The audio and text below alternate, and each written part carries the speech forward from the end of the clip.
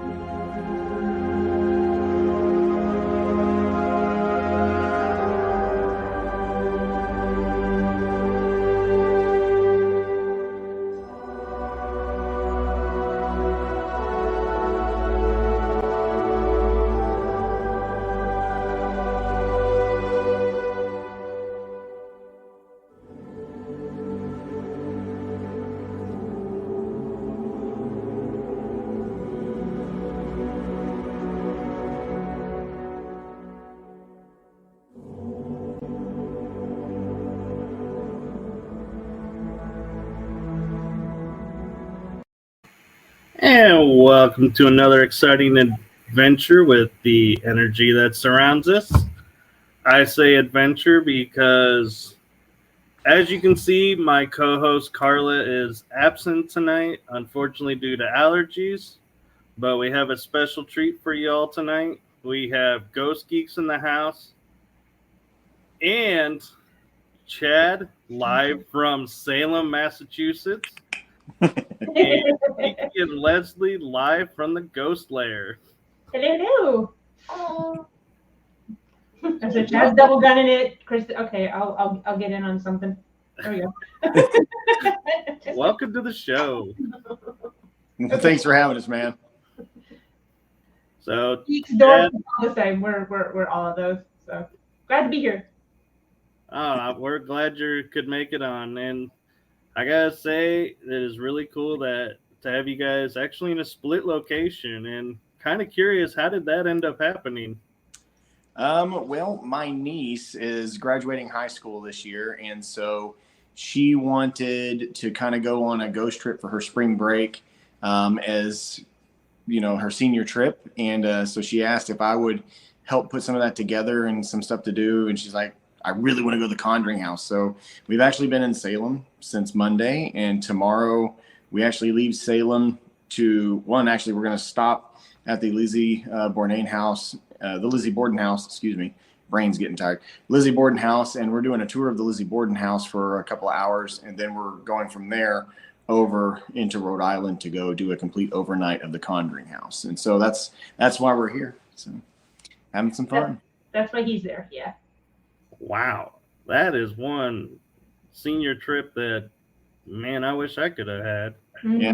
We were supposed to go to Maine today, up to Bangor, Maine, to go see Stephen King's house and do some stuff up there. But about 11 o'clock this morning, blizzard conditions set in here. So we've kind of been shut-ins for the most part. From about noon to 8 o'clock, it's been complete whiteout here in Salem. So it just finally stopped snowing, and I might, when this is over, I'm going to probably run out and do some stuff in some of these really old cemeteries.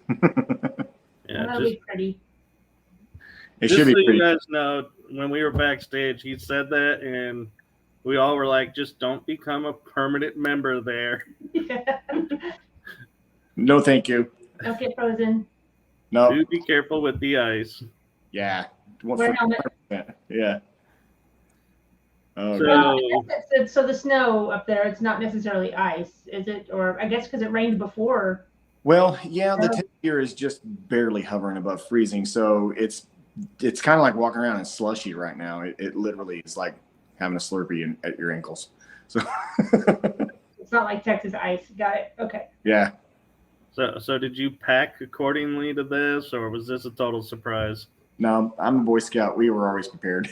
That and the weather app helped a lot. We kind of we knew that it was coming, so Yeah, we planned for the worst and hoped for the best. And it actually didn't turn out as bad as they were thinking. They were thinking 17 inches of snow, and I think we probably had 4. So we got our first question in the chat group.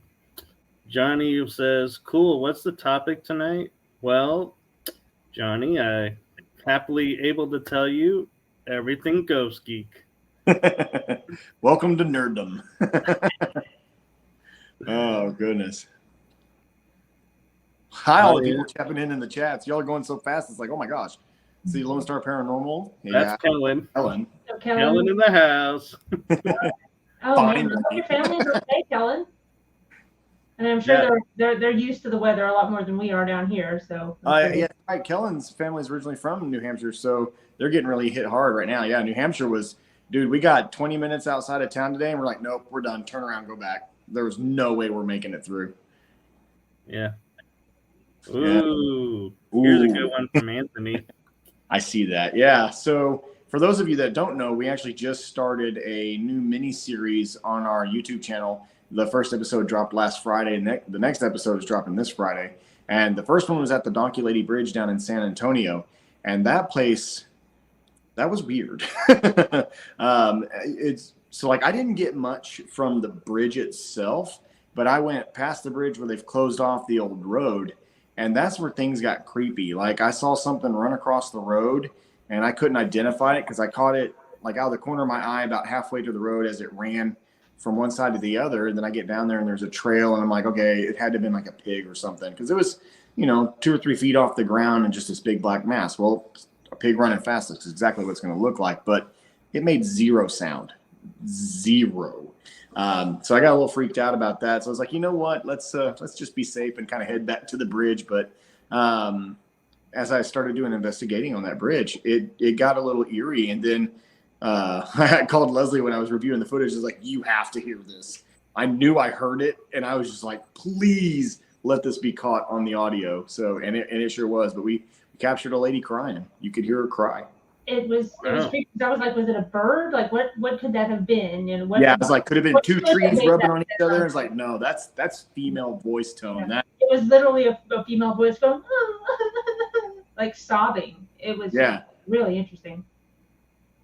And so Anthony says we've been there 6 times, but we go into the forest. We've experienced everything you did, but seen portals in the forest. Oh, it was weird, man.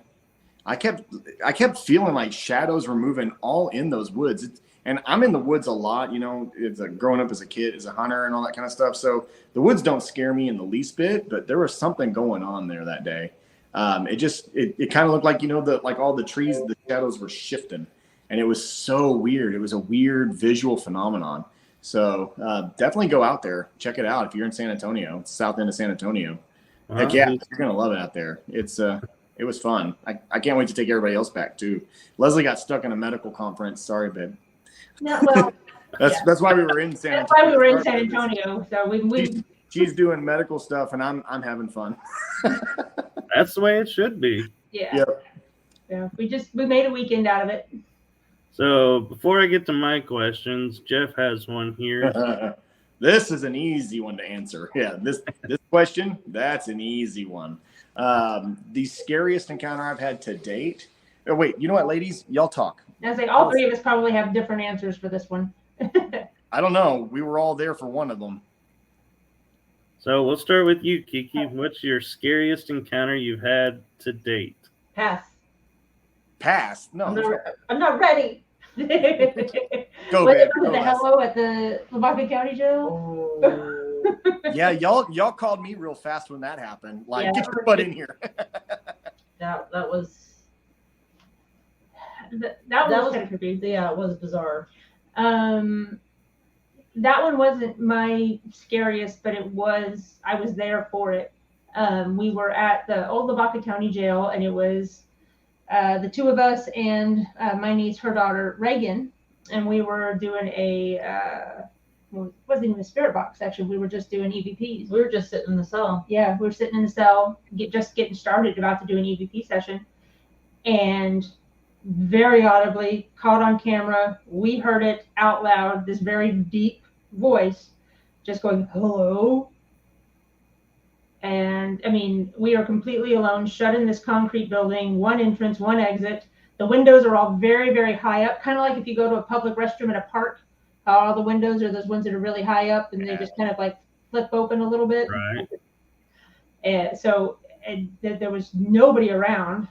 As soon as we heard it, and our building is completely separate from the building Chad's in, and he's in the other building working on a camera that was giving us some trouble.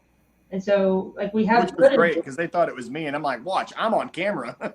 I'm right here. You can see me. Thought it was just messing with us, but no, he was on camera, working on the one camera. His face is like right in it. Yeah. So, well, he called him right away. In there, I'm just trying to clarify. So Chad's in the main building. Mm-hmm. Yep. You guys were the ones to the left. Mm-hmm. Yep, they're in that separate. Okay. They were in the new cells. Yeah. I was fixing a camera that kept freezing up on us, so I was replacing one of the cables, and so like you can actually see me like messing with it, and I click it, and the camera comes back on, and I'm checking it, and as I'm checking their camera, you see them go, hello. So you were doing your fun activity of the night. Yep. I still have it on my phone. Oh yeah. Oh yeah, that's right. You have it on your phone. Yeah, we should, and we'll have to, I guess, post the link somewhere. Yeah, it's all on our YouTube channel. That episode's posted. Mm-hmm. So, for me, the scariest one was, where were we at? Was that the Hill House? Oh, the table. Yeah. The table. Yeah, I think that. Dang, I forgot about that. Was that Hill House? That was in Gainesville. House Manor in Gainesville. Yeah, that one. That about made me pee my britches. Yeah, that was well, and it was really weird. So it was you, me, and Brylan. And we had our cameras, and we were doing an EVP session. Yeah, we had like 3 cameras at the table too. I was doing a live Yeah, you were live streaming from my cell phone. I was live streaming. Brylan had a video camera, and we had 2 IR cameras, didn't we? Yeah, one on every side of us. One on either side. One right behind me and one right behind you. And then slowly, like, the flashlights started going out. Like the batteries were dying. Yeah, everything started to go wonky. Your camera died. All of a sudden, it was a fresh battery. Yep. And then the table kind of moves a little bit, and we were like, "Did somebody kick the table?" No, I didn't. No, it wasn't me. So we all check and look underneath to see if our feet are close enough or anything. And feet but weren't like there. Yeah, the one camera angle from that was from my side, you can see everything clearly. Yeah. That no one's touching the table. We're all, Brylan's like 1.5 feet from it. I'm like 2 feet from it. And Leslie, you can see her legs completely. That there's no way she did it. So we're just covering all of our bases and keep going, babe. Right. And then like a minute later, the table jerks again, like almost like somebody knocked it with their foot. And I know nobody touched it this time. And then it happened again the third time, and it turned and moved probably a good 2 inches. And that twist, that was a twist. Freaky. And that startled us pretty well. And right as that one happened, or right before the third time, Brylan's camera battery died, and my cell phone, my live stream, I lost signal, I lost live stream, and my phone started dying. I got it to come back on, like before it, but I mean, it locked up on me and everything. So it was really weird, that interference. Had it not been for the 2 IR cameras, unfortunately, we didn't have audio. The 2 IR cameras that were plugged into the wall, we wouldn't have caught any of that. Yeah, the 2 hardwire cameras stayed up, but everything else died. Yeah. So then as we this were was the kitchen table on the second story? Yeah. Yep. Yeah. We pissed something off. Leading up to that was really interesting, because we were it was like they were having us go in circles. Yeah, we had REM pods in all the rooms, and we would ask questions, and then like the REM pod would trigger in another room, so we'd go over there, and the REM pod would trigger over here, so we'd go over here, and it was running away from us. So we all 3 split up and went down. And went different ways, and 4 of them in that back room. And when we got in that room, boy, he didn't, whatever it was, didn't like felt cornered, being cornered in that room. Because as we got up to leave, I was like, whatever this is doesn't want us to catch it. It's taking all of our batteries. It's taking all of our camera feeds. And I was like, let's go downstairs, refresh our batteries, and come back up and try to catch whatever this is, try to get some evidence of what's happening. And as we were leaving that room, I was. You were in the middle. I was going to slow down and let Brylan go, just kind of mama bear, let the baby go before you. And as I'm thinking, I need to let Brylan go, I hear this snarl roar in my ear. They didn't hear it, but that scared me. No, Brylan heard it. Brylan heard it. No, he didn't. He didn't hear it. What happened was, when I heard it, I startled and screamed a little bit, which made him scream. And then we both kind of fought to get out the door at the same time. So I got run over. I was like, what the hell's going on? Something was going to eat me. That's what happened. I love the Hill House and Manor in Gainesville. When I was there investigating one night, my girlfriend and I are sitting across from each other doing a spirit box session. The spirit starts flirting with her right in front of me. No shame in that game. Wow. Nope. It was just Mr. like, Celia girl. Yeah, that was. You got to explain this a little more, Michael. Tell me about the flirtation. How did this happen? We were just sitting there, and she was like, well, I heard the spirits are, like there's the spirit of this. And I was like, yeah, I've heard that too, but I've never witnessed it. And then all of a sudden it just started flirting with her over the spirit box. And I was like, oh, wow. Okay, now I've heard rumors of this, but this is the first time I'm witnessing it. And I'm like, in the back of my mind, I'm like, how do I compete with the ghost? You don't have to, luckily. Yeah. Got a point. She got a point. Yeah. Yeah, well, it's different when you're in the moment going, wait, a spirit's flirting with my girlfriend and I can't do anything about it because, yeah, she's a spirit. Right. So, Mike, I think were you there the night we had the growls at Old Park? Which time? You've had growls several times. The one we had the 3-in-1 go. No, that was Jeremy. That was Jeremy. Okay. Yeah. So that was probably one of the scariest things I've encountered. And mostly it's because I was convinced so let me just kind of back up and start. So we're still kind of setting stuff up. We haven't even got started in the investigation yet. And 2 of our investigators were upstairs and they heard a growl. And of course, when you hear this growl, it hits you in the soul. Like it's like a shriek. I mean, it's a like squeaky growl thing. Yeah, Jeff, you've heard it. And but they come running out of that room like, oh crap. And we can hear them say, we heard it. It's up here. So we go upstairs. And we're like, okay, so what's going on? And this wasn't the first time you've heard this. Yeah, this was not the first time we've heard this. So, and I was like, man, there's got to be a logical explanation for this, because we've heard it enough now that we really need to kind of go and figure out what's going on. So we lights come on, right? We go and we're looking for an animal at this point, because we're like, we really are convinced an animal's gotten into the building. Yeah, it's like a big cat. It was just that kind of snarl. Yeah, I'm like, man, it sounds aggressive, like a predator kind of snarl. And so, but anyway, we couldn't find anything. We couldn't find any windows where something could have got in. There's no structural, holes in the building. The building's sound, so it's not like that.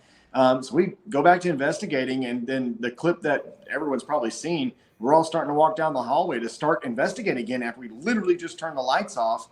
I get between the doll room and the next room, and Ryan, my friend, he's just on the other side of me, and this thing lets out a hellacious growl. And when it does it, I'm like, no, we missed something. There's a mama kitty in here, like a bobcat or something, and we're about to get tore up. So I literally take 10 big steps back. I turn around, boom, boom, boom, boom, turn around, and I'm like, all right, I got some space. Let's do this. And so what's funny is that on camera, all you see, because of the angle of the camera, it looks like I just turn tail and run. I only ran back like you don't see when he stops and turns back around. I didn't want to be between two doors. I didn't have my back to something, because I at this point I really thought I did not think this was paranormal at that point. I thought we were about to have a 75-pound cat come at my ass. So I was like, oh, let's give ourselves a little space in case we got to do some swinging. So, but that happened again, and we immediately turned the lights back on, and we're like, find it, let's go. So we went through every room, every nook and cranny. I mean, and this is stuff you don't see on the video because it's not glamorous to watch. You don't want to watch people just like poking their head under everything. But we spent an hour and a half trying to find some explanation for that growl. And then again, we turn off those lights. We go back down. We're in the middle of the hallway. And bam, other end of the hallway this time, we get a growl that came at it. And that one's on camera too. You see us all turn around like, oh, how did it get to the other side of us? Because we've all been in this hallway this entire time. Yeah. So that was pretty creepy, just because, when you're convinced there's something real and not paranormal, because in my mind with the paranormal, I'm like, there's a boundary that I can kind of, but with something real, it can still get you. It can still eat you. So I don't want to be a part of that. So I have no shame going, I jump back 10 feet. Yeah. My favorite moment with you guys at Old Park was in the chair when you're like, flip me over. And you would be leaning back. And then they like totally messed with you and flipped you forward instead of backward. Hey, ask and you receive, right? Not expecting that. Oh gosh, man, that place is a fun place to investigate. Yeah. It is. Oh, so I actually have a question that came special request from a friend of ours. They want to know, have you investigated Fort Walters military base yet? No, we have not. We have got to get you up there. Yeah, because all of our family, we have a massive military background in our families. Like I'm pretty sure everybody in your family, Leslie, all your uncles, they were in the Air Force and Navy, right? Or all Navy? My uncles on my mom's side were all Navy. My dad's side was Air Force. Yeah, and then your grandfather was Air Force as well, right? I had my grandfather on my mom's side was Army. Yeah. Granddad was Army. Poppy on my dad's side, he was Navy. He was actually he was a bare knuckle boxer in the Navy.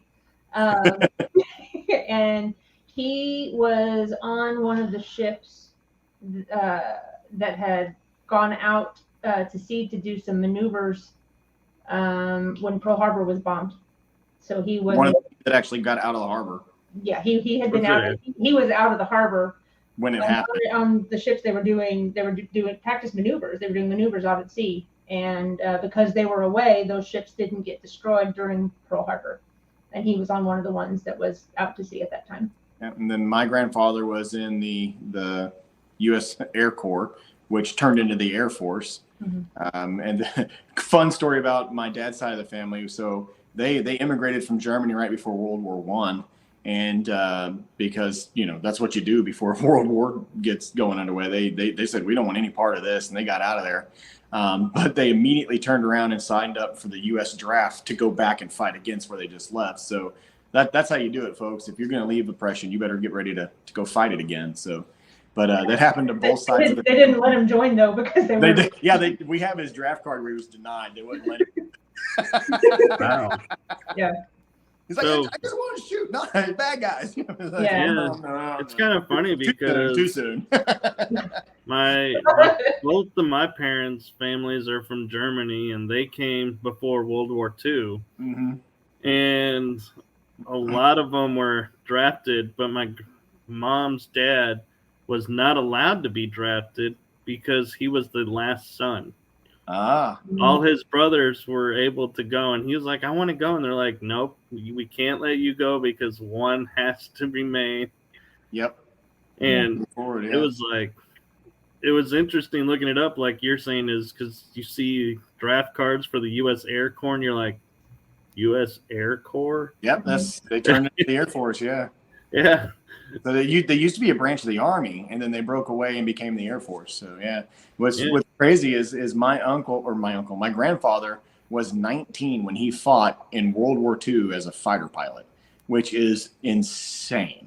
Mm-hmm. I can't imagine being 19 and being given a friggin' one of those military piston engine airplanes and just be like, have fun.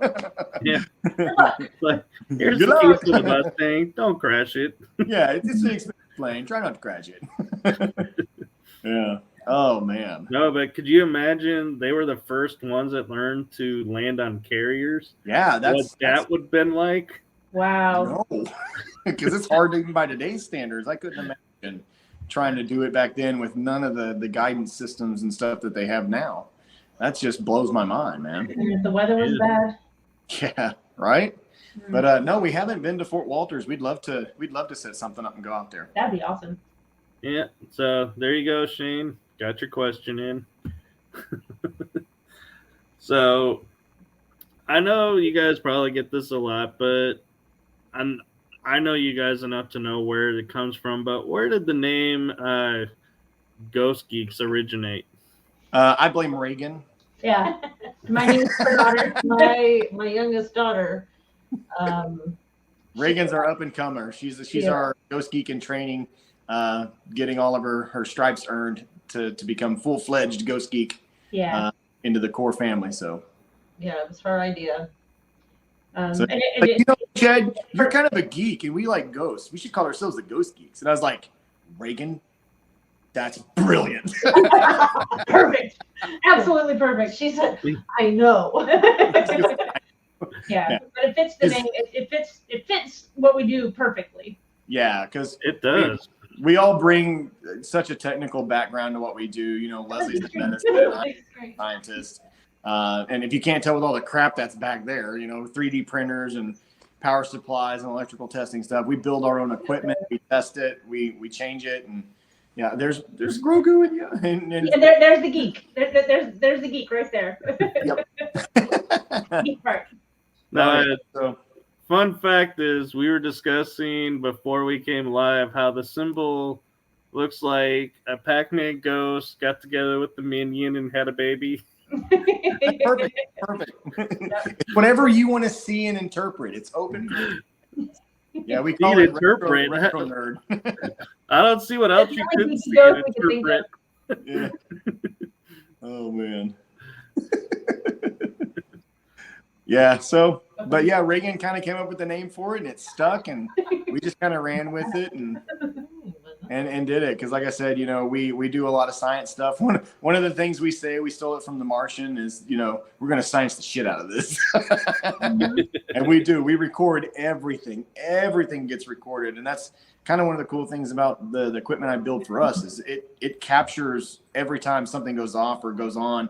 It records that information, not just telling you that you don't just hear that it went off. You get a data log of when it went off, how long it went off, what was detected, what was the change from A to B. So you get this huge data set. So it's something that we're trying to work on to build an entire data system where people can share like data log files so that we can start compiling bigger data sets to do more research. So, and I'm going to let you plug this since, I'm all about shameless plugs here and there. You mentioned building your own equipment. Uh-huh. You got a music box on you that you built. I do. We're actually going to put it through the tests. Here she is. It's our little, where's my camera? There's the camera. So it kind of looks like a coffin. These glow in the dark. There's a speaker under here. You turn it on and so to let you know that it turned on and all that good stuff. But you can see the lights and stuff glow in the dark. So you can see it, and then the light on it lights up, and then it'll go off with the music. What's really great is you can since it's digital, you can plug in and upload whatever song you want it to go off, or you can do like I'm going to do to some friends and record, get stuff off the internet of them getting all excited and drop that into the music box and not tell them about it. So when it detects something, you can hear them going, "Whoa!" Yeah. Hey guys, there's a ghost over here. There's a ghost over here. Guys, hey guys. So You see that? you get to say whatever you want it to say. Yeah. I haven't personally dealt with a lot of the music boxes, but I think that is probably a feature that's probably one that you originated, that you can change the tone. Yeah, and that's the only reason I didn't like the mechanical version was, it's great and all. There's nothing wrong with it. But if you have more than one, and say you have them on one end of a hallway and you're not in that space, you have no idea which one just went off because they both sound the same. So we tend to upload different songs in each one of them so that if you're not right there watching it and you hear it like, whoa, come back out of that room, you know where you placed them and you know which one was going off. So you could put them down the hallway and get a different tune if something went down the hallway. Yeah. Mm-hmm. So what got you into building the equipment? A lot of it was control, and not in a bad way. I wanted to make sure that sensors were shielded. I wanted to make sure that I could prevent interference. And then I can also understand when something's not working. That was one of our biggest things because we bought gear when we started, but I could never it was like, well, is this exactly how it's supposed to work? Or is this malfunctioning? Or is there some interference? And so it's like we really didn't know. So it's like, I'm just going to, I just build some solid equipment that can't be interfered with. Like the EMF detector that I'm working on right now, you can get right up with it. And if it's not matching what I've spec'd it out to be, it just doesn't get through. It won't detect it because I don't want that kind of outside interference. We're dialing it in to being certain types of frequencies and settings that it'll actually register. So. Mm-hmm. Oh, that's cool. Sounds like I need to send you one of my pieces of equipment. The Yeah, plasma light. I went to Yorktown with it, and it never worked after that. Yes, whenever I see you again, just hand it off to me, and I'll fix it for you. Cool. That's easy enough. I can fix circuit boards all day long. Hey, Steven, welcome. Hey, Steven. Yeah, Steven, internet does suck. Oh, goodness. No, so I'm kind of curious, not to shift focus or anything, but what's going on in the ghost lair while you're off on your adventure? I went to work. Hey, I worked too. I logged in some server queries and then logged off and never opened my laptop again. Yeah, okay. You look good. Good job. Yeah. I put in a hard, long hour and 20 minutes today. No, I'm a nurse, so I work in a hospital in Fort Worth. So that's what I got to do today. And yesterday and the rest of the week, Monday through Friday, like normal folk. But and Kristen's a hairdresser and stylist, and so she had some clients today. And then the kids are on spring break. But when I say kids, my kids are 21 and 14, almost 15, and they're recluses, I guess, introverts, hermits. Yeah. Hermits is a good term. Anyway, Well, they so, grew up in a geek house. What do you expect? They Yeah. got sick. The technology's too good, and the internet's too fast, and I can't ever get them out of the room. yeah. My son's best friends, they've been friends since he was like 16 or so, but it's the same group of guys that have been playing video games and for 5 years now, but they're all in Europe. And there's one that's he's in the Air Force now down in South Texas. But the other ones are in Europe, and they've been best friends, since he was like 16.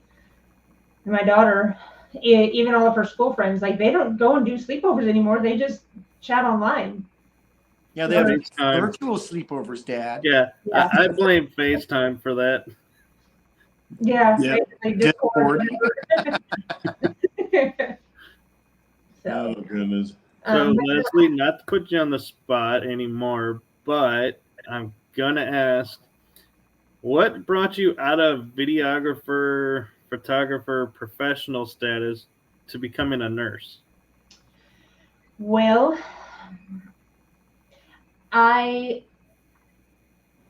something that I would advise anybody against, whatever your favorite thing in the world to do is, don't make that your job, especially if you have ADHD, because the minute it becomes a job and you have to do it, you don't want to do it anymore.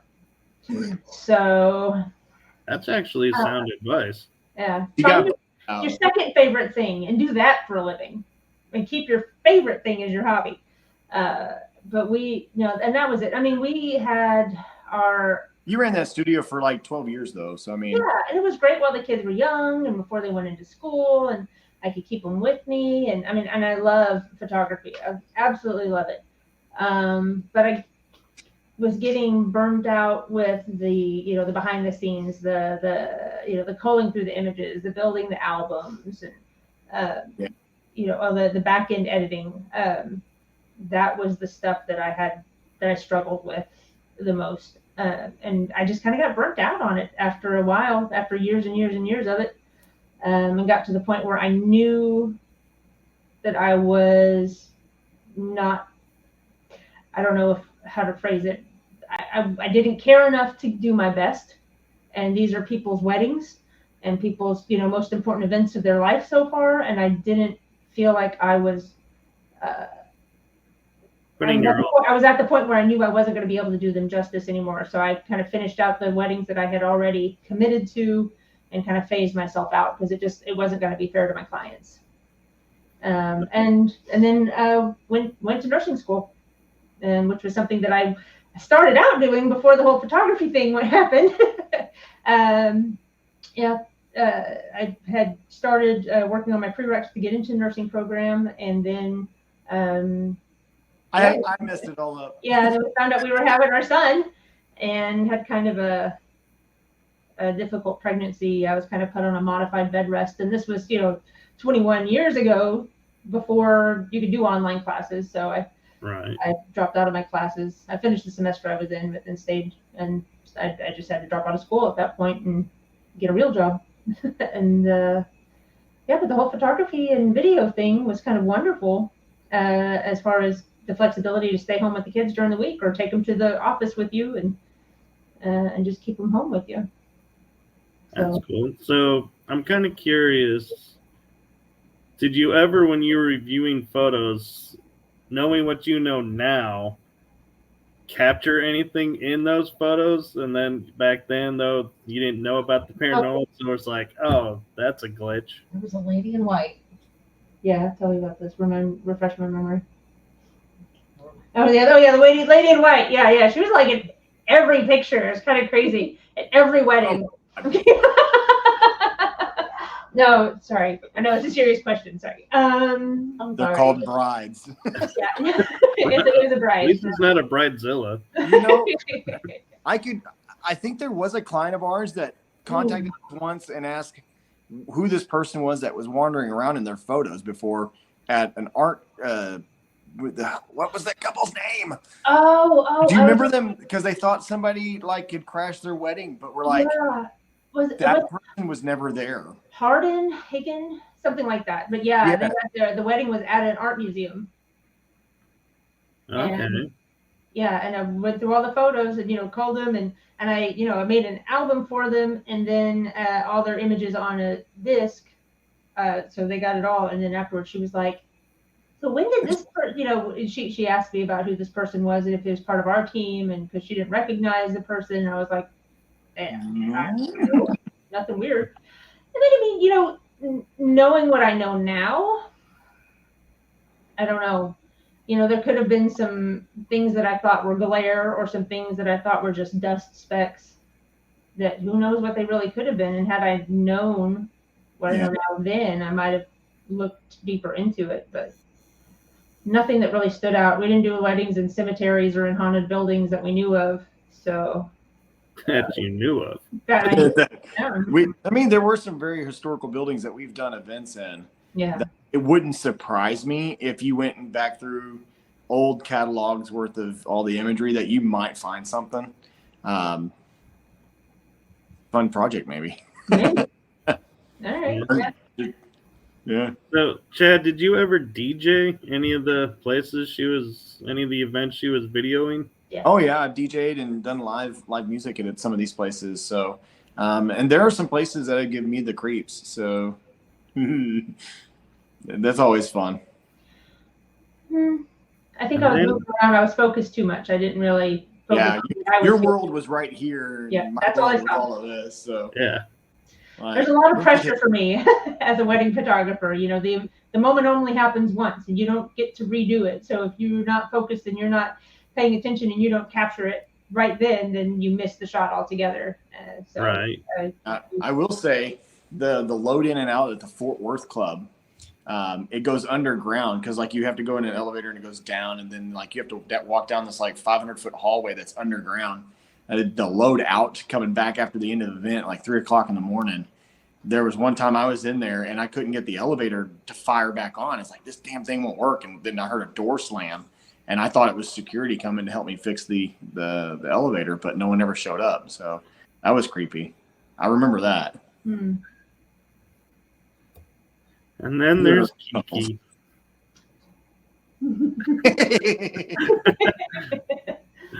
So Kiki, and according to the bio, you're the one that likes the debunking and researches the science and everything.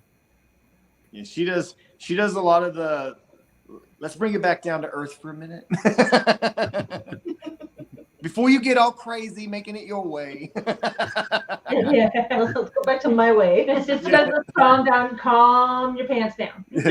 And you know what? I absolutely love it when Kiki hits the brakes on us and it's everybody just calm down. And Chad, I need you to count to 3 and give me 2 big breaths, man. Come on. Why don't you go outside and take a walk? Yes, ma'am. She pulls the mama rank. Yeah, Mama Kiki. Yeah. Sorry. It's okay. I'm not sorry. It's perfect. It's balance. That's what it is. No, I enjoy it when I'm around. Yeah, you've seen her do it. Oh yeah, she's done it to me. Yeah, just breathe. Just breathe. Michael, shut up and let just stop. Yeah, Just stop. when she does it to you, she'll go shh, and then you keep talking, and she'll just put her finger on your lips and go shh. Yep. She does. Yes, ma'am. Okay. No, so what got you started in that? Me? Yeah, you. With shushing people? With your part of the team dynamic, the researching and the debunking and all that. I think it was during COVID. It was my youngest daughter Reagan's birthday, and couldn't have a birthday party for her because nobody was going to come. It was COVID. Oh, don't leave your house. So we did see something on for an overnight paranormal investigation, and we ended up going to Miss Molly's in the Stockyards. That's in Fort Worth. It's in Fort Worth, and I asked her, I was like, "Hey, what do you think about doing an overnight paranormal investigation?" She said, "Yeah, all right, yeah, let's do it." So bought tickets and we went, and we'd never done that before, and it felt very weird. And people were loud and saying, "Oh, well, they're having an experience and they're possessed." And Reagan and I are just like, "I don't know what's happening. Let's just go to bed." So we just went to bed, and we laid there like this the whole night, like, "What's happening? Why are people screaming?" That's how it started. And she was like, the next morning, she said, "That was fun. We should kind of do this for a living. Yeah. Let's do this more often. Let's go investigate new places." And I was like, "Okay." So we went to there was another event at the Old Park Hotel, and I told Leslie and Chad about it. Chad was like, "Hey, I want to come," and I was like, "All right, dude, let's go." Yeah. And we went, and we told him we need to do this for a living and investigate more places, and this is great. And he was like, Done. "Done. We're doing it," and we did. So I remember when I said, "Hey, Kiki, I just formed an LLC. You ready for this?" And she's like, "Wait, we're really gonna do this?" And I'm like, I remember. "Hell yeah." Here. Okay. So Wow. those three were the original founders of the Ghost Geeks. I drug her into it because she goes, "You know, you're gone a lot." And I was like, "Well, you know, you could go a lot too." Yeah. It was like, well, why don't you want to do this? You just, you don't believe in ghosts. I was like, no, I don't go because I do believe in ghosts. And they kind of creep me out. So I just don't really want to expose myself to that. Yeah. Hey, babe, why don't you show them how you watched The Conjuring with me the other day? On my phone, like this. I glance up every now and again just to kind of follow along, but then I don't watch scary movies. Now I will go to a Halloween haunted house. I love those, right? But I cannot watch a scary movie. I don't know what's wrong with me. Whereas I can watch a scary movie and have no problems, but I can't go into a haunted house. Yeah, I like the popcorn. I'm like, yeah, this is great. Just give me more popcorn. Yeah. So now we watch scary movies begrudgingly on my part, and we go to the Halloween haunted houses, and we go to the real haunted locations too. So wait a minute, you guys go to haunted houses for Halloween? But you haven't gone to Texas Scaregrounds at Fort Walters? No, we went there. We went there for the Halloween thing, but we haven't investigated there. Yeah. We went to the haunted house because we saw you, but we didn't actually go investigate. Oh, okay. Yeah. Yeah, I thought I remembered you guys being there once, but then I was like, wait, were they there? Yeah, had you said that you've been to Texas Fairgrounds, then I'd have been like, oh yeah, totally been there. But Fort Walters was not a name that I recognized. Apologize. Yeah, you didn't go with us when we went there. Okay. You were working. You got called in. Oh, no, haven't we been to Texas Fairgrounds before? No. Well, they were at the Nazareth and they were in Kennendale before. Wait, were they the one? Okay, wait a minute. So Shauna Lee Anderson runs it. Because we live in Kennedale. That's why I was like, wait a minute. Okay, they were in Kennedale. Yeah. Yeah. Okay, I might know where. Yeah, there was one in the warehouse space right across 287 from us. I think that was them. That might have been them. So Kellen wrote in, says, "I don't like scary movies, but love being in haunted places alone. Ha ha. Yes. Those movies are scarier than ghosts." And you know why? They are. The suspense is like. But do you know why they're scarier? They have a soundtrack. Yeah, it's all the noise. If you took me on a ghost hunt and played the soundtrack the whole time, I'd probably shit myself. Yes. Yeah, so I'm not sure this is going to work or not, but let me see if I can find it. Kellen sent me an EVP from an investigation. So let me see if I can play it on my phone and if y'all can hear it. Was this one we did with Kellen? This is Fort Walters. Oh, okay. Did you hear it? It makes my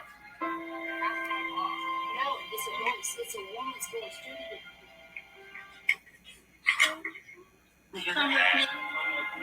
Who is your commanding officer?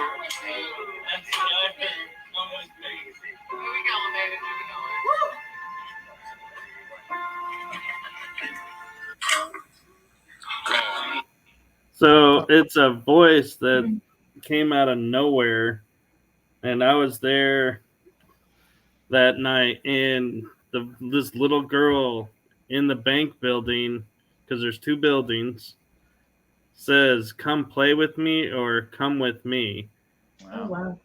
And that's what started the whole phenomenon around everybody wanting to go check out Fort Walters. There's a little girl on the military base, and we had people said they got German EVPs because it was a German POW camp.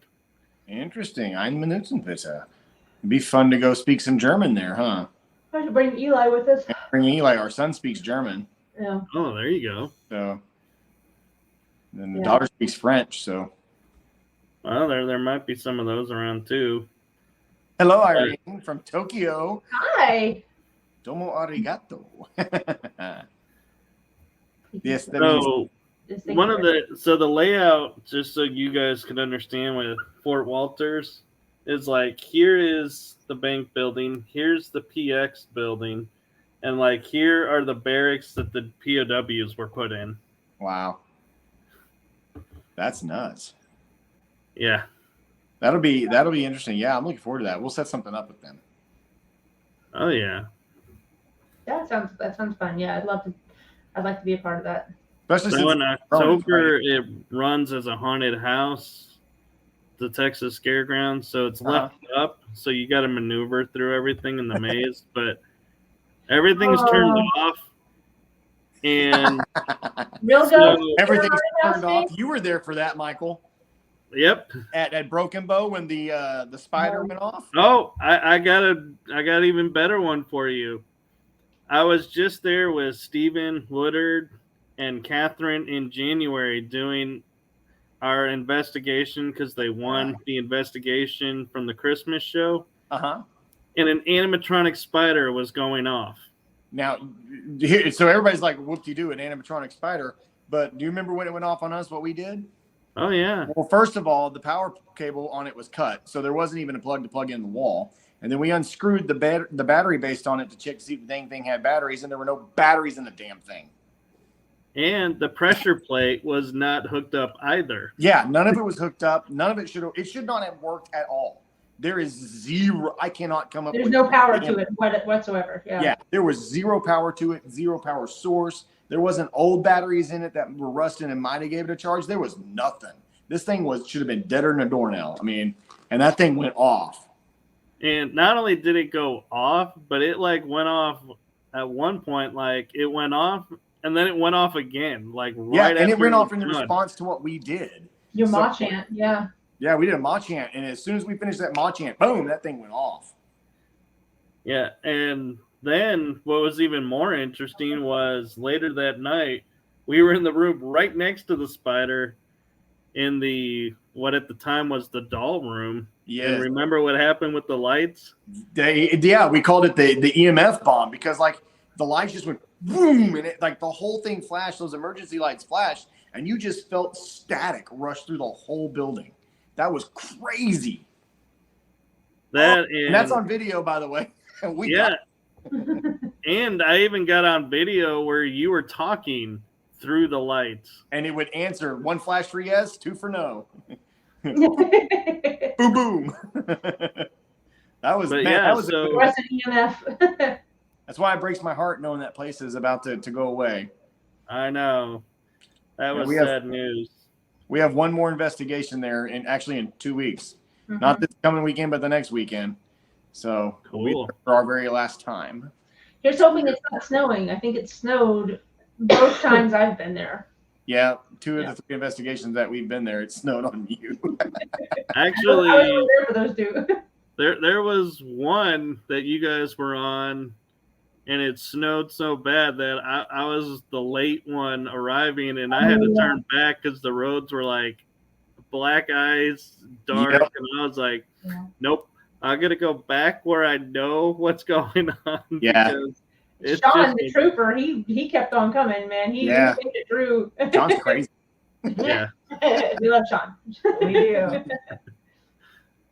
But yeah, so the funny thing about this though was the spider at the PX, Mhm. it went off twice.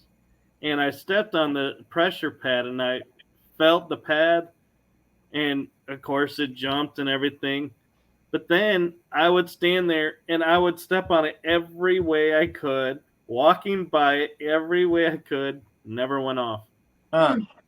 I could never duplicate back to back it going off. It was like it went off, and then it was like an hour later it went off, That's nuts, man. and that's it. There was no, like, you could say, well, that's on the timer, but it only went off twice. Yeah. So nobody's going to set a timer that's, 2 times a night. Yeah. That's Thank you for coming. Yeah, no. Exactly. Exactly. Oh, you guys got some fans in the chat group Hi, coming in. Bob. Captain Captain Aviation. That's Aviation. Ryan. Hey, Ryan. Oh, Ryan was there for the first Ryan was there trial. for the screams. Yeah, he was. Yeah. Jeez. I think he was there for the second one. He was there for the very first time we ever The had. very first. Tell me about the first time you heard that growl. Okay, so and the first The time made me shriek. think something totally different until it started happening again. Because the first time we heard the screams, Old Park has never had anything that was even remotely rough. Like, it didn't really have anything mean spirited until this stuff started occurring. So I don't know if there's some transient spirits that are coming across from the jail or something. But every now and then you get a roughhouser in there that does it. But the original growl that we heard happened, I guess it's coming up on 2 years ago.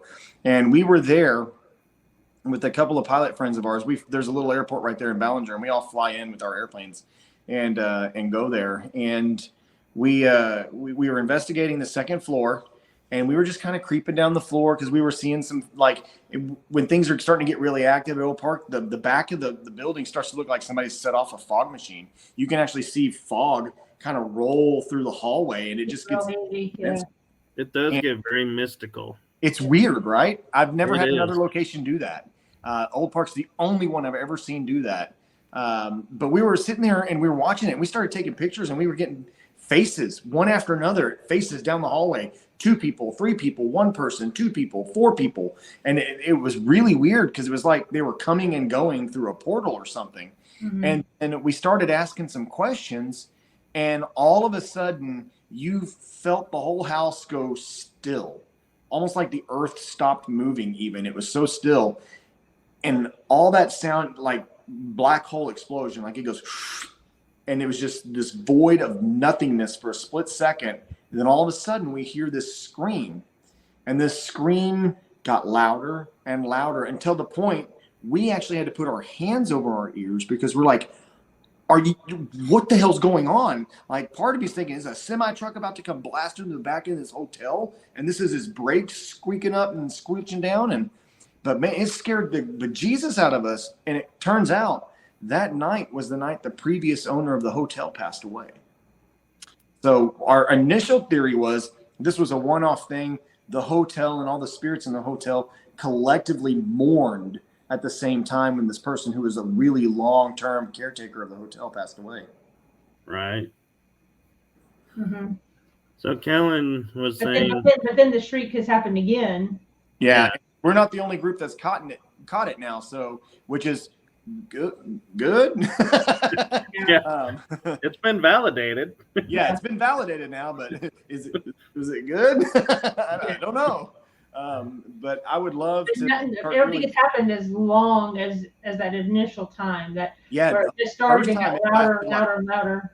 Yeah, the first time it lasted a solid 30 seconds. And I mean, we actually had enough time to stand there because we had no idea what this was, because it started off loud, but not like crazy. And then it just got louder and louder until we're just like, what the hell is going on? I mean, it was deafening.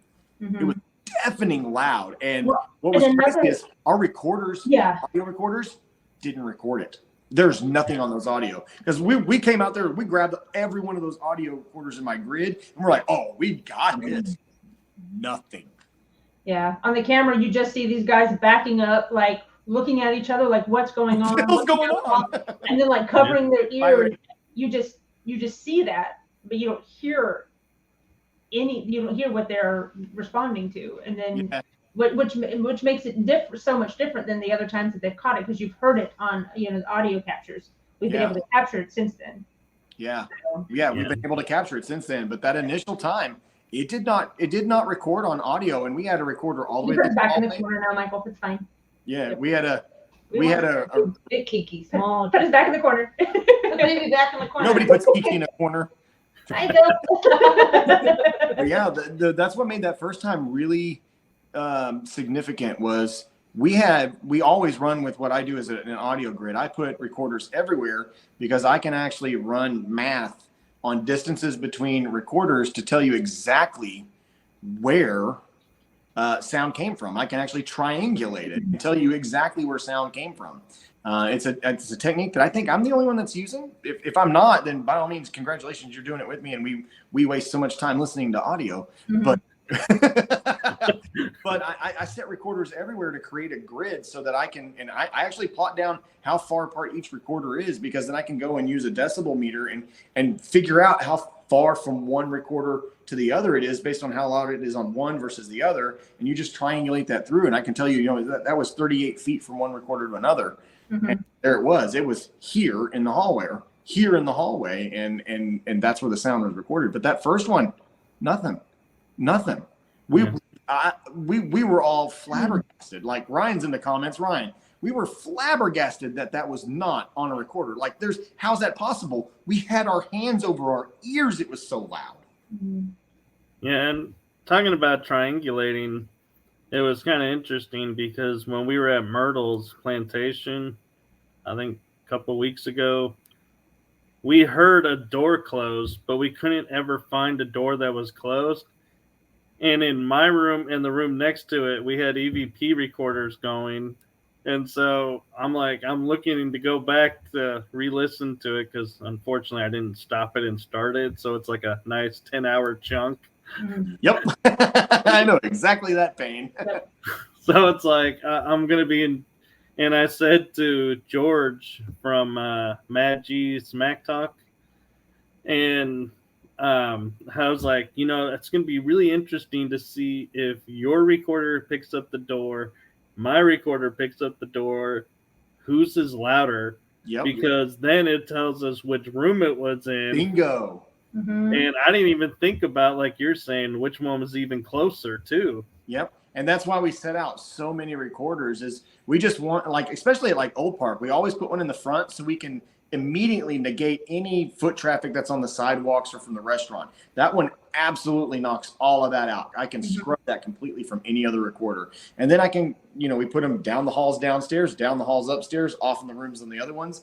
And then that way I can literally go, this was in this room, or this was in this spot in the hallway, or this came from this room, or this was upstairs and downstairs. And or if you hear a noise, we could say, okay, well, we didn't hear it near the back wall. We didn't hear it near the front wall. It was only in the middle. So there's no way that it was like a truck passing by. It wasn't somebody walking by the front making noise. This happened inside the building. Yeah, this was middle of the building where this sound was heard. So it happened upstairs, not downstairs. So it was only upstairs. I saw a question there a second ago. So on the gimbal, where is the gimbal? Oh well, I got multiple. So the camera I was using, Anthony, this was one of them. Is this a Hero 10? This is the Hero 10. So I got a couple of Hero 10s that we use, and I keep one of these on the gimbal. It's a great all-purpose camera. It really is. It's light. The batteries last quite a while, and they record in over 4K. So that's what I was using for that video for the Donkey Lady Bridge. Awesome. Well, we're a little over our hour, but I wanted to touch base back with Kiki for a moment. You being the one that likes to do the debunking, what was your favorite piece of evidence that you've debunked, whether it's yours or somebody else's that you watched? Don't get us in trouble, Kiki. Don't piss nobody off. The stairs at Old Park? Yeah, pick something of ours. There's plenty. We've debunked plenty. Oh, there's so many. I can't just pick one. I mean, there's one that we absolutely could not debunk, and that was either the first or the second time we went to the old park. It was me and Chad and Reagan. Chad and I turned the corner to go up the stairs, and then we hear this, "Hey guys, we're over here." Yes. And it was underneath the stairs, like going down the back to the back hallway. And we are both like, I'm followed right here, and he's right here. And we both lean over the banister to look that way. And then we looked at each other. Did you hear that? I heard that. Did you hear that? I heard that. That was down there. We thought we were going the wrong way. So we went down the stairs and went in another room. And we're like, there's nobody downstairs. Where'd the hell they go? Downstairs. So that was crazy. That's going to be my most favorite one. Debunked Tate. Debunked Tate. Ryan. Every time. How many times has Tate gone, guys, did you hear that? And Kiki goes, Tate, calm down. Well, and it's, you hate. Tate's a good friend of ours. He comes on an investigation. You hate, we love it when people are really excited. Ooh. And we hate, pulling the rug out from under their feet or trying to, diffuse their excitement. But sometimes when people are in a really excited state, they jump to conclusions or they allow themselves to believe things that are easily debunkable. So she debunks Tate. I debunked Tate. Yeah. I'm even trying to think of things because I make everybody on our team look at every piece of footage that I think has potential to be evidence. And I'm like, no, if you have even the most weird explanation for it, I want to know because it's coming off the evidence list. I want stuff that you just go, well, I got nothing. That's the kind of stuff I want to move forward into our episodes is the stuff that you'd literally go, I got nothing. Or you go, yeah, the only option there's a lady under the bridge that was crying. Yeah. I think one of my favorite things. But I put the drone down there. I looked. There was no one under there. I remember probably it was one of my first times at Old Park. And I remember you telling me, Chad, the first time that you went to Old Park, that when you were walking down the stairs, you thought you were the last person going down the stairs to leave. And but as you were going down the stairs, you heard somebody else coming down the stairs behind you. And you stopped to hold the door open for them, and there was nobody there. And so you were kind of freaked out about that. I remember the first time I went, I had the same experience. Like you walk down the last 4 steps, and it sounds like you walk off, and 4 more steps happen behind you. Like and there's nobody there. And she and I sat there like, okay, we got to figure this out. And sure enough, the wood, when you stepped on it, it would compress. And after about a second or two, it would pop back up, pop, pop, pop. So right behind you, about a second or two after you stepped off those stairs, those 4 steps would decompress. So it was just the wood, it was, there was a solid, easily explainable, explainable explanation. That's why I love these ladies. Yeah. So that was probably one of my favorite things that she did. She just sat down and she scienced. I remember that y'all got on every little board. I scienced the shit out of that. Like, well, they're not squeaking, and then after you walked away for a second, they pop, pop, pop, pop. You're like, wait a minute, that was delayed. Let's try that again. Yeah. So. Yeah. It was creepy the first time it happened.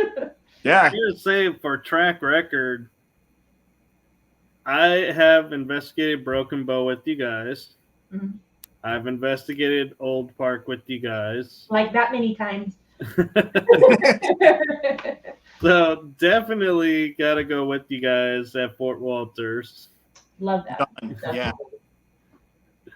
And if you're not doing anything March 25th, I'll send you details for our last Broken Bow.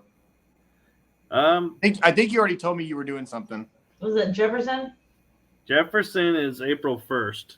Oh, that's a different one. But March 25th, we're back at Broken Bow if you want to join us, man. I'll have to check my schedule, honestly. It shouldn't be snowing, so.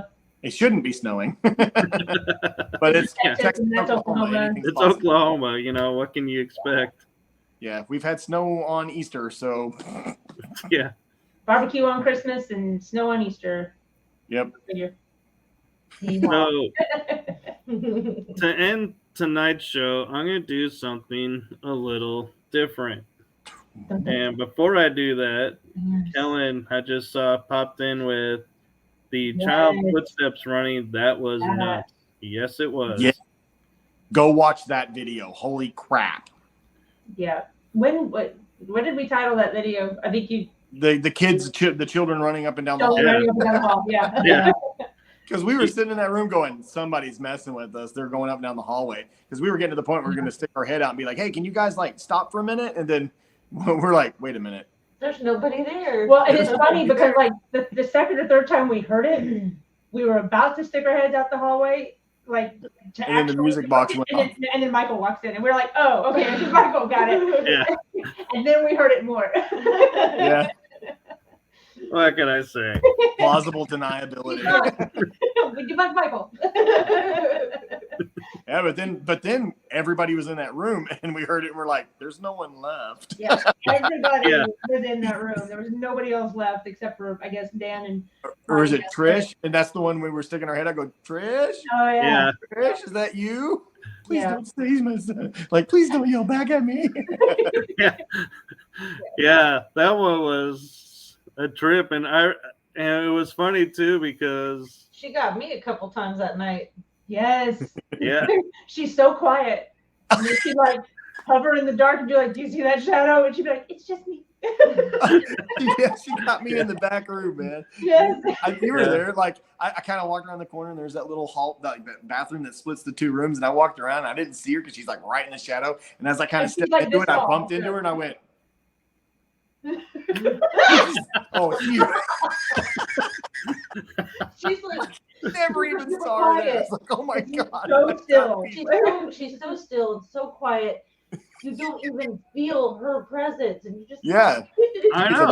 It's like She's awesome to have her on investigations because she never contaminates.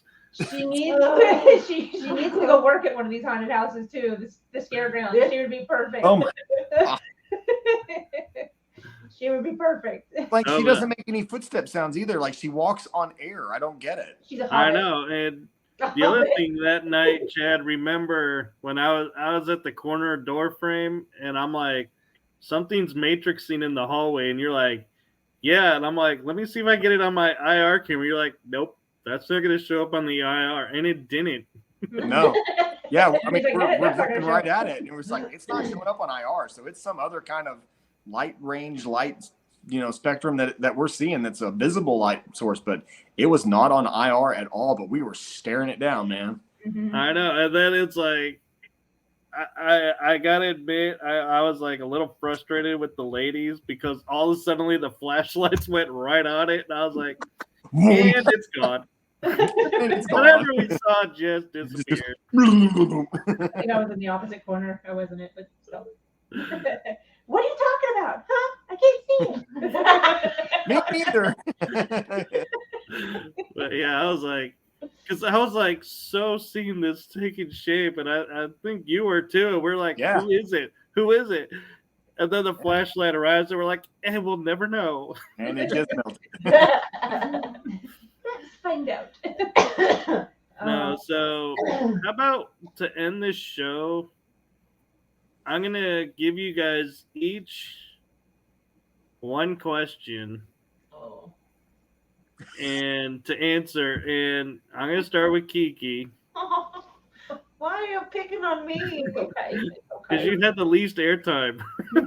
They're pretty. I'm cool with that, man. I'm just here. No, and you're the co-founder, so you know there's certain privileges that come with that. It's okay. I warned you, Kiki. Certain privileges. I just want to stay in command. Okay, Michael, I think we need to So redefine what privileges means to you. so Kiki, I think you're gonna like this question. Okay. What advice would you give to anyone just starting in the paranormal field?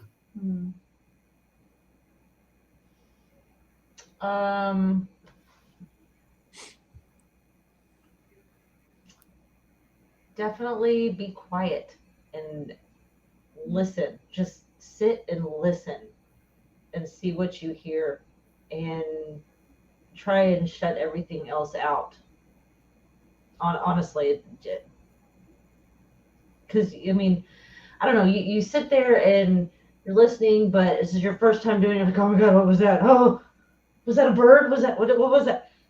Just block everything else out and listen. Get a feel for the place. Walk around, get a feel for the place, and listen. And spend time in each room at each location, and just listen. Kind of get a base a base sound for what the place actually sounds like, an understanding of what the natural noises are in the place, so that you can determine what's not natural, what's paranormal.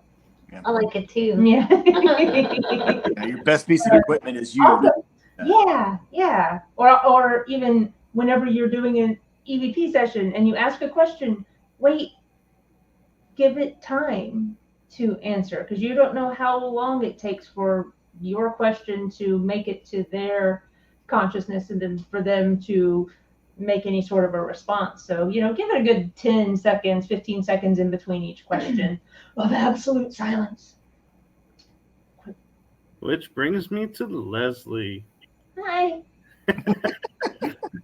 So my question to you, Leslie, is simply put, what's your favorite piece of equipment and technique to use on investigations?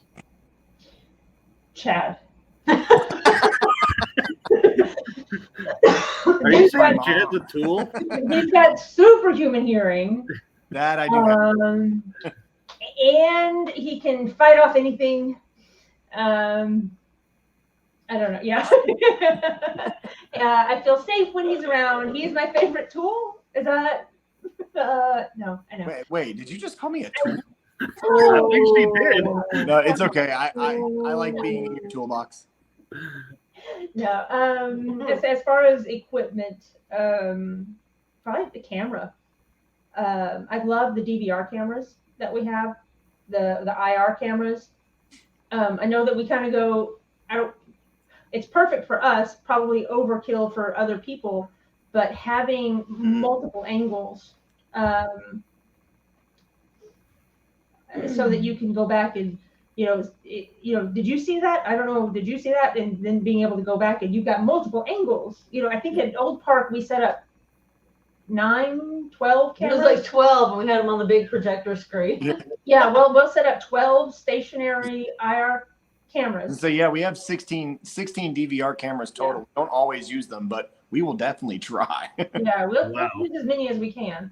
So we'll set up, probably 12 cameras, 10 to 12 cameras when we're investigating the Old Park. I think we had 12 cameras when we did Hill House. I love having multiple angles to catch everything, because had we not had those 2 cameras in the room with us, We'd had nothing at the Hill House. Well, and it helps for debunking. Yeah, they were draining our batteries. Yeah. Had it not been for those hardwired cameras, we wouldn't have had any footage of those tables moving. No evidence of that whatsoever. Yeah, and kind of with having the multiple angles, it also helps with somebody could have been on the other side of that door when it slams. No, because I'm gonna put a camera on the other side of that door. I'm gonna make sure that there's no way someone can mess with it, tamper with it. It's keeping everybody honest. We're making sure it's real. If there's even a hint that I think something is off, it'll never make an episode. Like, reputation is too important. I don't care if it's the best thing in the world. If I have any suspicions or any thoughts that it was goofy, I'm out. Go, babe. Okay. So a follow-up to that would probably be doing your own research on the location that you're going to be investigating before you get there. It's cool to hear the urban legends about the place, and to hear what other people have said, and to hear what the owners of the place are saying, is the history. But nothing beats going in and doing your own research, looking at the newspaper clippings and finding verifiable facts about the place, not just hearsay. They can say somebody died there, but this was in 1920. They had newspapers there. There would have been a record of it. Go find out. Or they're saying this house is 200 years old. Well, in this area, it doesn't seem like any buildings would have been 200 years old. you can go and find out about the building records and see when it was actually built. And that way you go into a place with realistic expectations. You're not going into this with facts. And then whenever you ask questions during your EVP sessions or your EMF sessions, you're actually asking correct questions. You're not going to be asking questions about a murder that never really happened 200 years ago when the house was only 75 years old. Right. And that if you're dressing a child, you're not going to ask him like, so what was work like? Yeah. Child doesn't work. Or even better, you could have a name. And I talk about, and it's one of the things I talk about when I try to teach people how to be a better investigator is let's learn how to be a more personal investigator, and that comes through in investigating with the facts and the information that you can find that's tangible.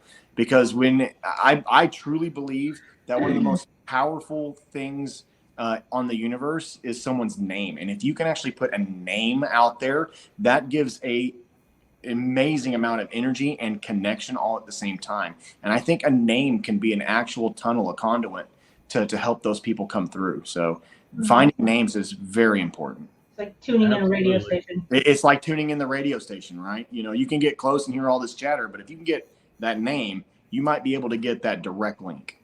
Mm-hmm. So, Chad, I don't think you know a question I'm going to ask you, because I think I'm going to throw you a curveball. So, being in Salem, Massachusetts, what's the energy like there for you, and have you had any experiences yet? Yes. So the first part of that question, what's the energy like here?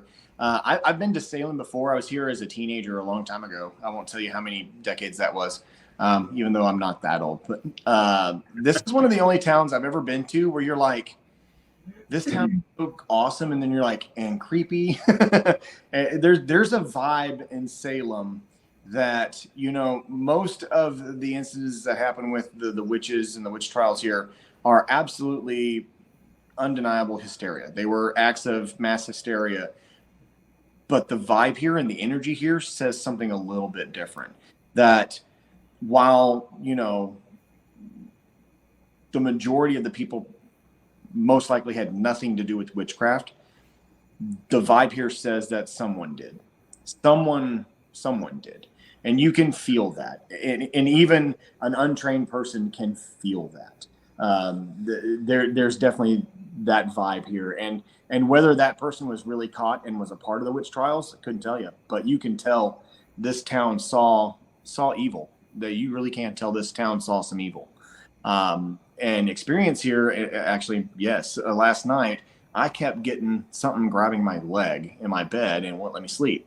And it wasn't like tugs on the blanket. It was full-fledged, boom, like grab my leg, little yank, and like, whoa, hey, what was that? And I don't startle out of bed easy, but that one got me. So I had a couple of times last night that I like shot up and was like, whoa, what's that? But this town's full of that. Yeah. So did you pick the place you're staying at because it's haunted, or? Because this building has a really cool history. So I'm staying at the Hotel Salem, which is right here off the courtyard. Like literally, the old burying point is right behind this building. So you've got Judge Hawthorne, who presided over all the Salem witch trials. It's literally 300 feet from me right here. This building was once kind of like a Macy's kind of thing for men's clothing, and it was what else they say it was a shipping center for something. It was part of mercantile storage stuff. So the building's really old itself. You seen what he's saying here? Yeah, Ellen. Yeah, dang it, Kellen, if you hadn't told me that, I could tell you exactly what that. That's how The Last of Us happens. Oh, really? Because it's one of the funguses we insure against for our crop insurance company. Are you sure? Are you confusing the Salem witch trials with The Last of Us? Cordyceps, the fungus. But no, I mean, there's got to be some truth to that. There could have been that's a zombie. that contaminated water supply, food supply, caused problems. I mean, it could also been just like it was in the stories that kids got caught being stupid, and rather than accept responsibility, here's a recurring theme over history, right? And rather than accept responsibility for their actions, they blame others and push that off and cause problems on them, and it cost the lives of 20 people. Yeah. Yeah, we were talking about this the other day. What were we saying? If I really was a witch, and if I would have just gone around accusing anybody in my way. So Right? That's It could have been that actually, too. I think they were finding that's what actually was happening. If like, you oh, have I competing really want that property, huh? Maybe, maybe they're a witch, and I can go ahead and get their house from them. And yeah, but get 'em then they out. were like, if I was if I didn't want to be accused of witchcraft, I would have started accusing every judge, every magistrate, every authoritative figure of witchcraft. That way, anybody who even thought of accusing me of witchcraft would be too afraid to do it because they. Anyway, that I was. We were And honestly, that's kind of what it turned into. Yeah, they 'Cause there actually was- found.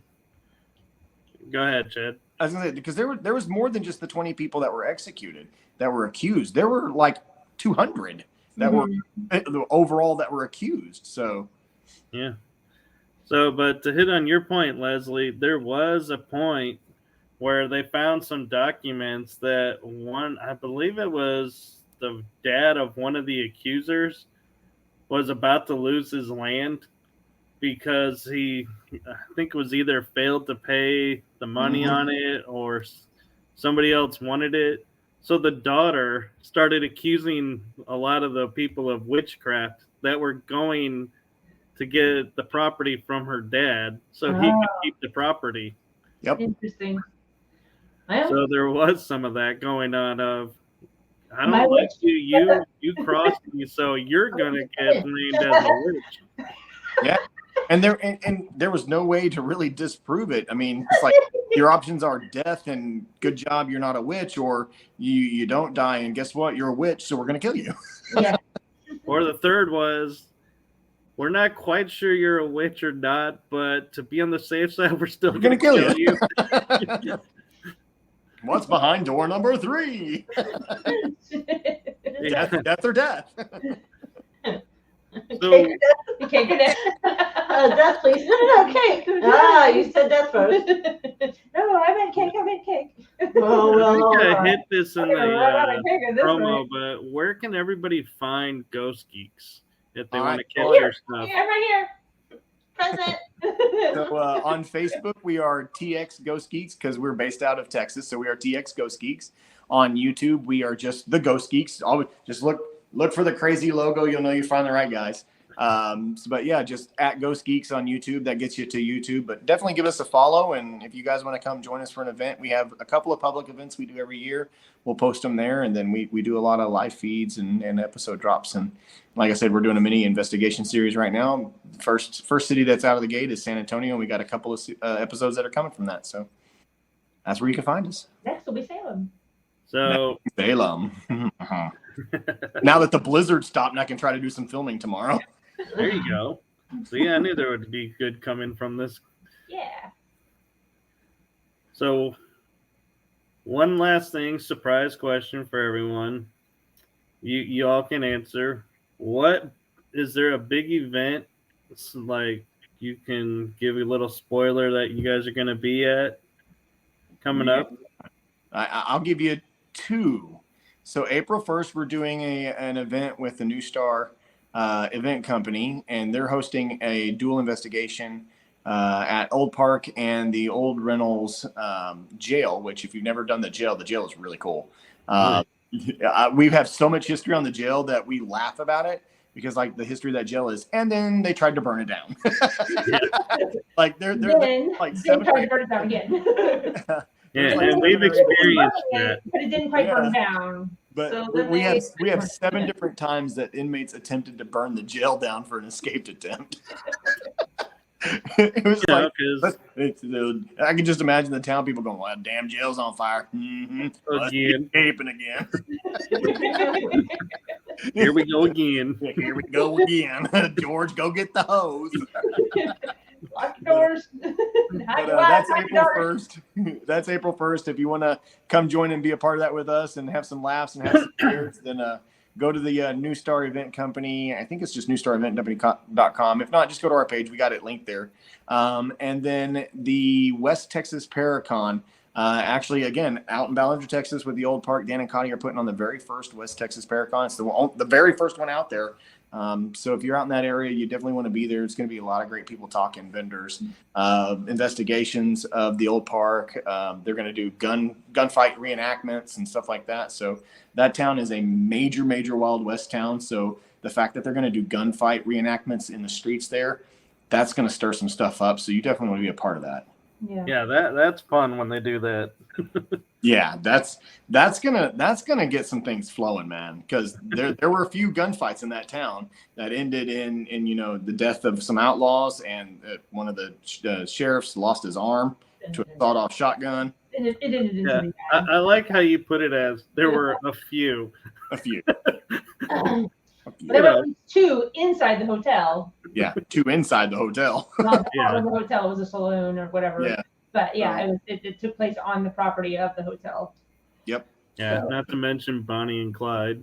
Yep. Well, and then you had the kid that was lynched that was there. That's a horrific story. That made the news. That actually made the New York Times. Yeah. When that happened in 1920, 24. I'm lying to somebody. 19 something, like 1919 to 1924, somewhere there. I have the newspaper article. I can tell you when I get back there. But yeah, so In that one of the happened videos. right out there. Man. Yeah, it's in one of our Ballinger videos. Chad does Yeah. a really great job of when he does his research on the facility. He does a whole intro to the video. It's all about the history of the place. And in one of the videos, he goes over the lynching there. Yeah. And I will tell you, Chad does have the perfect intro voice that just draws you in. Far away. All Thanks, Kelly. Yeah, thanks, Kellen.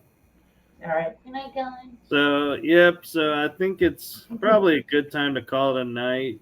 It's, we're for having 10:30, me. 11:30 for you. Yeah, I was gonna say it's 11:30 for me.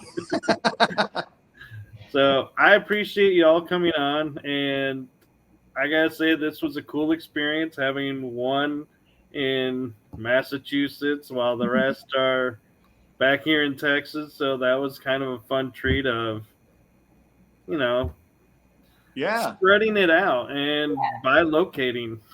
That's all. Glad to make it work. Yeah, Thank you for having us. I appreciate the Yeah, invite, sir. 100%, man. Thanks for having us on the This was show. awesome. So how would you all like to send us out? Oh, keep searching because the answers are out there. Mm. That'll work. That works. We'll go with Yeah, that. I like. Yeah. And Yeah. break. Chase the adventures. The adventures. Did you hear that? Me too. So thank you all for hanging out with us tonight with Ghost Geeks. You'll want to come in next week. Let's see who is. Oh, next week is my friends from Blue Bonnet Paranormal in Moody, Texas. Oh, It'll cool. be nice. Mary That'll be a Jo good show, man. and Kimberly.